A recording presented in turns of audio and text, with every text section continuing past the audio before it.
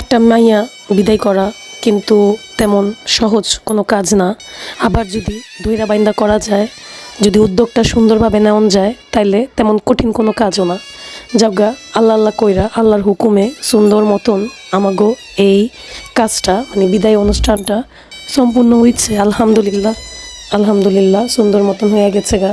সবতে সুন্দর মতন সবতে সবার মন মতন কইরা সাইজা পায়রা যে যেমতে আইতে পারছে আয়া সুন্দর মতন কইরা সবতেই ভালো মন্দ খায়া গেছে। কারণ এটা হইলো একটা বাফেট মানে বুফের মধ্যে কিন্তু আর কাউরে হায়দা হায়দা দেওয়ানো লাগে না, আর কাউরে সমদার কইরা দেওয়ানো যায় না। এখানে যে যেমতে পারে যা পারে যেমতে মন চায় যা মন চায় সব নিজের মনের রহম মনের মাধুরী মিশায়া খায়া পারবো, কোনো সমস্যা নাইকা।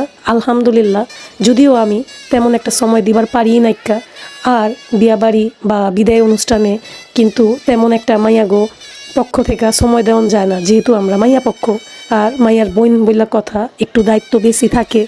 এটা যারা বিদায় দিচ্ছেন, বোন বিদায় দিচ্ছেন বা মাইয়া বিদায় দিচ্ছেন, এরা ভালো বুঝবেন। আলহামদুলিল্লাহ সুন্দর রকম করে সব হয়েছে, কোনো দিকে কোনো ত্রুটি হয় নাই। কিন্তু যারা কথা বানানের, যারা কথা পয়দাকরণের, হ্যাগো যদি 5 রকমের জিনিসপত্র দিয়া বহায় দিবেন না, শাহি রকমের সব কিছু লিয়া বিহেরা বদনামি করব।